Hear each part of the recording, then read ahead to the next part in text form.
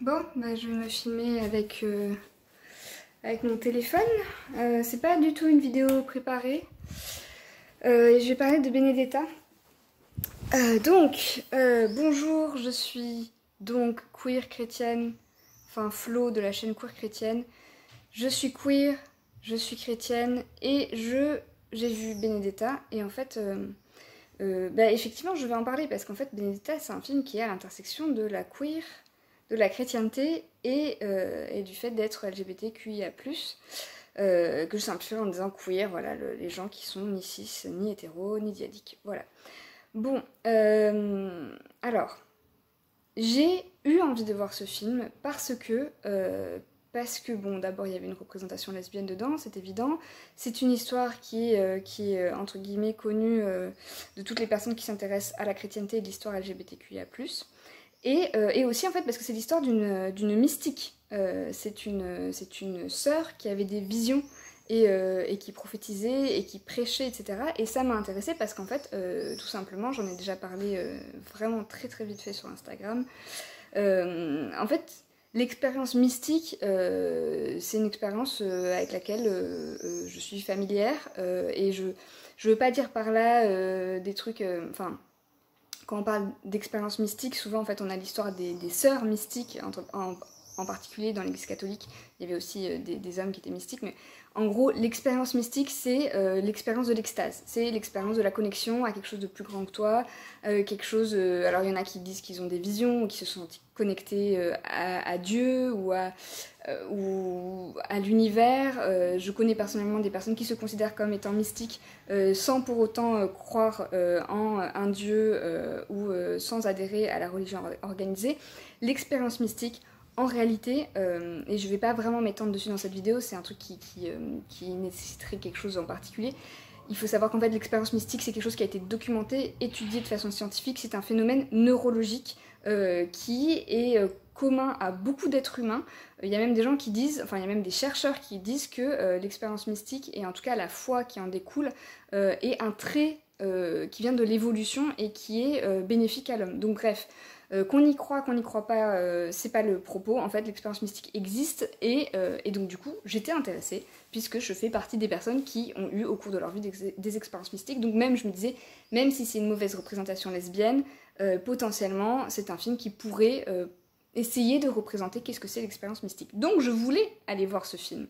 J'avais l'espoir d'avoir une bonne représentation lesbienne, même si on était beaucoup à savoir, à sentir que ça n'allait pas être le cas. Et donc du coup j'y suis allée, je vais pas dire en me leurrant, mais en ayant la foi. Voilà, j'y suis allée, c'était un acte de foi, je suis allée voir Benedetta au cinéma hier, et en fait, c'est une catastrophe. Voilà, c'est une immense catastrophe. Je vais en parler, il y aura plein de spoilers parce que forcément je vais évoquer plein de choses de ce qu'il y a dans le film, mais j'aimerais juste préciser en fait que j'ai pas juste perdu mon temps en y allant, parce qu'en fait, bon, j'ai pas perdu mon temps, c'était une expérience, j'y suis allée. Mais après ça, en fait, j'ai eu ce que j'appelle les effets secondaires des mauvais films lesbiens. J'en ai parlé avec d'autres copines et j'en ai parlé en story avant d'y aller parce que j'étais prête à ça et en fait non, j'étais pas prête, c'est arrivé et j'étais pas prête. J'ai déjà vu des films où en fait l'expérience lesbienne est un cadeau fait par le réalisateur hétérosexuel aux autres hommes hétérosexuels et en fait c'était tellement gênant. En fait, tu vois quelque chose qui représente une expérience lesbienne. Et tu ressens de la gêne, aucune excitation, il n'y a rien de cool en fait, c'est juste une expérience désagréable. Et en fait tu te dis, ok, c'est une expérience lesbienne, ça me fait ressentir quelque chose de négatif, peut-être que je ne suis pas attirée par les femmes en fait. C'est un truc qu'avait dit cette pote avec qui on a parlé de ce qui se passe en fait quand on regarde du contenu créé par des hommes cis hétéros et que du coup ça nous fait nous questionner par rapport à nous-mêmes parce que c'est très très étrange en fait comme expérience et très déroutant et ça fait des émotions un peu, des fois un peu intenses. Enfin moi j'ai ressenti du dégoût en fait pendant ces scènes de sexe. Bon, bref, par exemple, c'est pas le cas Par exemple, les scènes de sexe qu'il y a dans Feel Good, qui est une série sur Netflix, elles me font pas ressentir du dégoût. Moi, je les trouve très cool comme scènes de sexe. Donc bref, donc ce qu'avait dit cette pote, c'était de dire, c'est comme si les films porno vanille étaient produits par les fétichistes des pieds. C'est juste, ce n'est pas adapté. Voilà, c'est pas adapté. Enfin bon, bref, j'espérais, en fait, en vrai, j'espérais que ce soit pas un truc avec du sexe frontal et que ce soit pas un truc... Enfin, on peut parler d'une relation amoureuse et sexuelle sans être hyper graphique. En fait, c'était graphique et c'était nul. Voilà. Je suis allée voir la séance, je suis sortie, j'étais pas contente de ce que j'avais vu, le temps a passé, quelques heures sont passées, et au bout de quelques heures, j'ai commencé à me remémorer en fait mes propres expériences, les propres sentiments que j'ai eus pour des femmes dans ma vie, les expériences sexuelles que j'ai eues avec des femmes dans ma vie, et à trouver ça répugnant, c'est-à-dire à avoir ce sentiment de honte en fait par rapport à ma propre sexualité. Donc du coup, je veux pas fustiger les gens qui trouveront ça chouette. Si jamais il y a des personnes qui sont bi, pan ou lesbiennes et qui sont attirées par les femmes et qui sont elles-mêmes des femmes, qui ont vu ça et qui ont aimé ça, bon bah c'est votre expérience. Enfin bref, voilà, mais bon voilà, on va parler. Voilà, de Benedetta. Je vais parler de la représentation lesbienne qu'il y a dedans et je vais parler aussi de l'aspect mystique qu'il y a dedans. Et en fait, rien ne va. Rien ne va et voilà. Bon, bref. Premier problème, en fait, la construction de l'histoire entre Benedetta et sa maîtresse est horriblement nulle et incohérente. C'est-à-dire qu'on est au niveau scénaristique d'un film pornographique avec un plombier qui arrive et qui dit « Je suis le plombier, hey, ayons une relation sexuelle ». Je vais spoiler, hein, donc si vous n'avez pas vu le film, désolé, et en même temps je vous encourage pas vraiment à voir le film. On commence, donc il y a cette jeune fille qui rentre dans le couvent sur un truc qui n'a pas d'intérêt, et premier soir, elle arrive en disant « J'ai envie de chier ». Donc Benedetta l'amène dans les latrines et là, elles vont chier ensemble dans les latrines avec un discours, enfin le dialogue, genre qui a écrit ça? Genre à un moment elle parle trop fort, l'autre lui dit il faut pas parler aussi fort, c'est le soir, et à ce moment-là la meuf pète et dit j'espère que ça, on a le droit de le faire ici. Voilà, bon bref, je veux bien hein, une construction du réalisme, mais là, genre, c'est juste... ça ne rend pas les personnages... Bon bref, donc, la meuf vient de péter dans les latrines, ensuite, il y a une espèce de drôle de tension où elles vont se regarder dans les yeux, et 10 minutes plus tard, elle va lui faire un bisou out of the blue, voilà, je t'embrasse sur la bouche, tout va bien. Et donc voilà, donc la rencontre c'est je pète dans les latrines et 12 heures plus tard, la jeune femme qui vient de rentrer dans le couvent va fourrer sa main dans les fesses de Benedetta par derrière pendant que Benedetta est en train de chanter dans le chœur avec les autres bonnes sœurs. Voilà, donc je pète dans les latrines et ensuite je t'agresse sexuellement dans le chœur. C'est effectivement la façon dont toutes les lesbiennes se rencontrent et initient la relation. Hein, on est d'accord? Je pète dans les latrines, je t'agresse sexuellement. C'est le mode opératoire de toutes les lesbiennes. Hein. Voilà, c'est extrêmement gênant. C'est gênant. Tu vois ça et tu es là en train de te demander... Ok. D'un côté, je pète dans les latrines, il y a peut-être une volonté du réalisateur d'être dans un réalisme. De l'autre côté, on n'est pas dans un réalisme en fait. Non, ça n'a pas de sens. Ça n'a juste pas de sens. Donc on commence voilà, sur une relation qui est basée sur le dégoût, la gêne, une intrusion et une exhibition en même temps. Bon, alors je note en fait en plus, on est déjà dans un réalisateur qui avait une représentation très nulle de la bisexualité dans son film Basic Instinct, c'est-à-dire que on a vraiment la représentation de la femme bisexuelle manipulatrice, qui a des mauvaises intentions, qui est perdue, qui ne sait pas ce qu'elle fait, etc.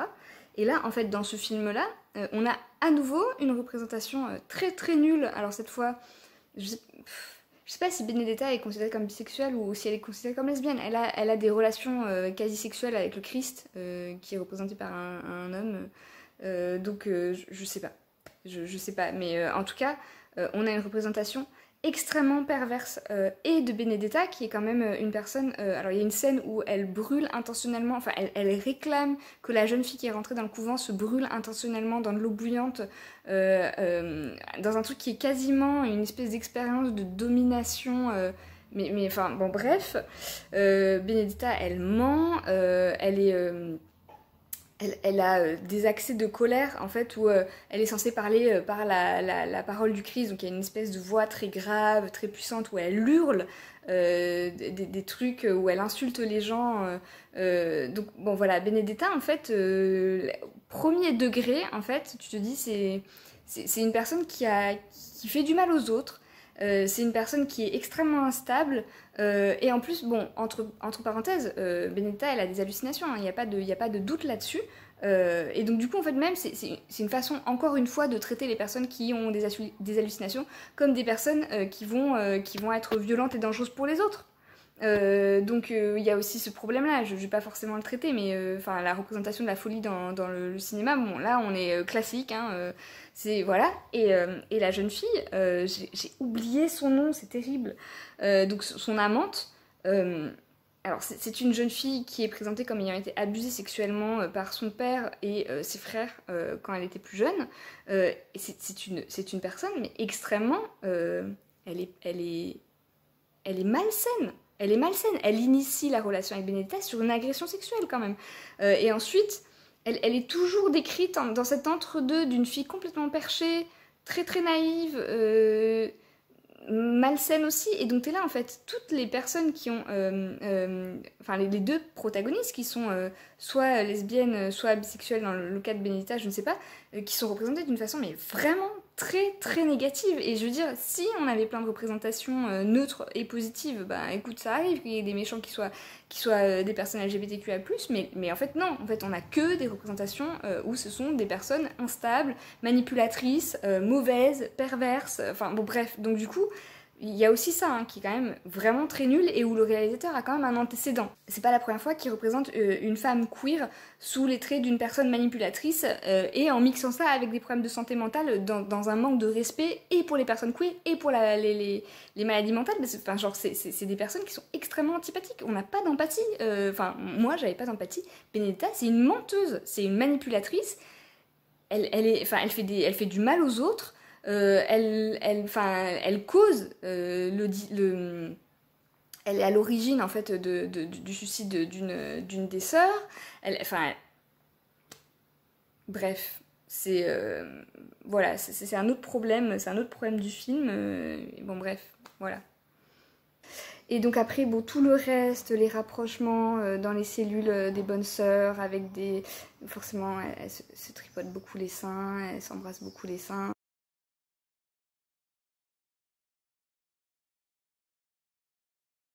On est dans du bon porno lesbien fait par des mecs cis-hétéros pour des mecs cis-hétéros. Voilà, ça n'a pas de saveur. Voilà, ça n'a vraiment pas de saveur. Et donc, il y a aussi un autre problème pour moi en termes de scénario, c'est-à-dire qu'un scénario, normalement, et toutes les personnes qui ont fait une école de cinéma ou qui se sont intéressées à la dramaturgie ou à l'écriture, savent que normalement, en fait, on a un arc narratif. Le personnage est censé changer, il est censé mûrir, apprendre des choses, ou s'enfoncer de plus en plus loin dans son problème, mais il y a normalement un changement dans les personnages. Et qui est un changement qui est drivé par des épreuves en fait. Je vais pas dire que Benedetta est 100% passive, elle est active par moment, mais elle est quand même beaucoup dans la passivité, c'est-à-dire qu'il arrive beaucoup de choses à Benedetta. Il lui arrive des trucs, mais elle est pas moteur, elle a pas de challenge à surmonter. La seule partie où quelque part on devine qu'elle a surmonté un challenge, c'est le moment où elle simule sa mort en fait. Mais même ça, en fait, comme on est spectateur du truc, on n'a pas vraiment compris qu'est-ce qui se passe, on croit qu'elle est morte, mais en même temps, voilà. On n'est pas, en fait, on n'est pas témoin des actions qu'elle mène, on n'est pas témoin d'un truc où elle est active. Et en fait, ça, c'était très chiant, en fait, dans le film. C'était très très chiant de la voir tout le temps passive. Elle est là, elle va prier la Vierge, boum, la Vierge lui tombe dessus. Et ensuite, elle rencontre cette jeune fille, et boum, cette jeune fille lui fourre une main dans les fesses. Et ensuite, elle a des stigmates, et ensuite, elle tombe malade. Voilà, c'est les actions en fait. Les actions de Benedetta, c'est tomber malade, se faire fourrer, se faire écrabouiller par une statue. C'est des trucs qui lui arrivent. C'est pas... Enfin, même d'un point de vue de l'écriture scénaristique, c'est très décevant. C'est très chiant en fait à regarder, très très chiant. C'est un espèce de truc, je vais pas dire que c'est contemplatif, parce que c'est même pas contemplatif. Il y a un enchaînement d'actions avec beaucoup de sexe en fait, beaucoup de cul, mais sans... elle est désincarnée. Et la jeune fille avec qui elle couche, et au point que j'ai oublié son prénom en fait.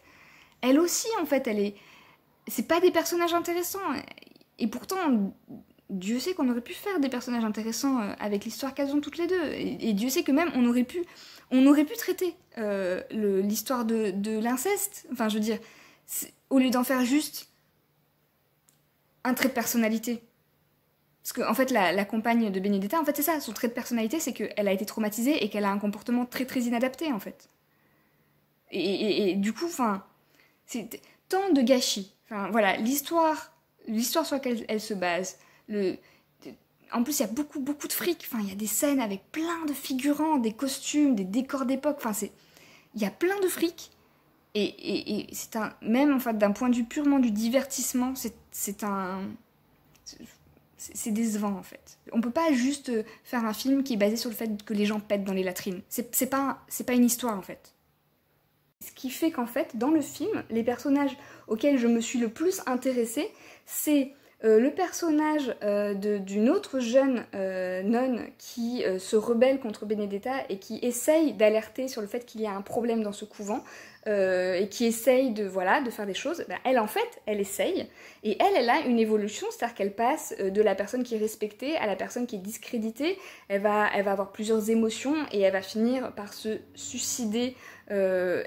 Bon, voilà, donc elle c'était un personnage qui était intéressant, c'est un personnage ultra secondaire, et vite fait le prévôt qui vient vérifier le truc, parce que quand même il essaye de rentrer dans la ville et on l'empêche de rentrer dans la ville, et il finit par rentrer dans la ville, voilà, il a un petit challenge. Ce sont les deux personnes qui ont un petit challenge, un petit peu avec la mère supérieure vite fait, et encore, la mère supérieure, bon... Et donc du coup je vais arriver à la partie mystique, puisque c'est ce qui m'intéressait quand je suis allée voir le film, c'est-à-dire que j'ai accepté d'aller voir potentiellement, probablement, et c'était le cas, un mauvais porno lesbien fait par un homme cis hétéro pour des hommes cis hétéros, mais j'espérais en fait qu'on allait parler de l'extase, qu'on allait parler du côté mystique, etc. En fait...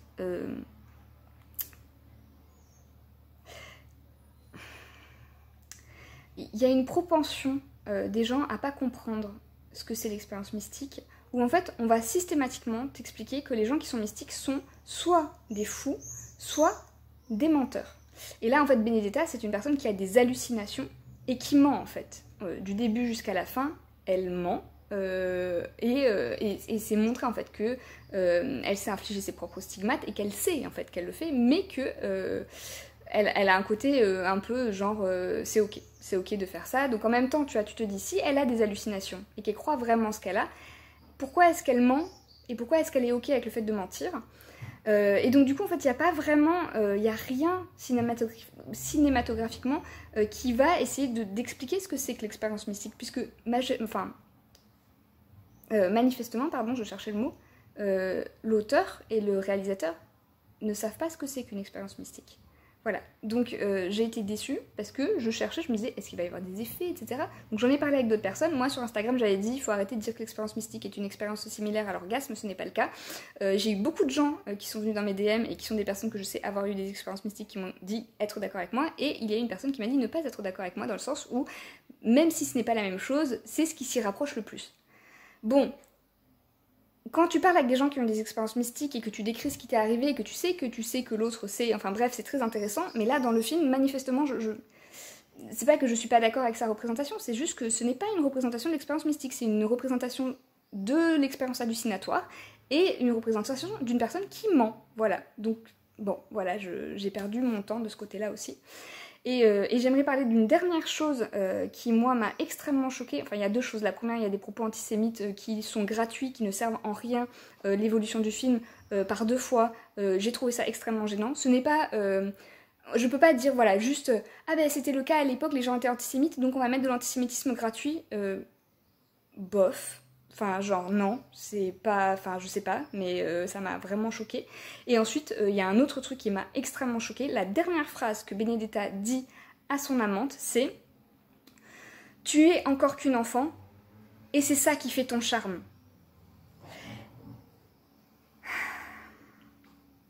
Il y a une grande différence d'âge entre les actrices, hein, ça c'est évident. On sait que Virginie Efira a la quarantaine, et que l'autre actrice qui lui donne la réplique... Pardon. Que l'autre actrice qui lui donne la réplique est beaucoup plus jeune. Mais en fait, voilà, tu es encore une enfant, c'est ça qui fait ton charme.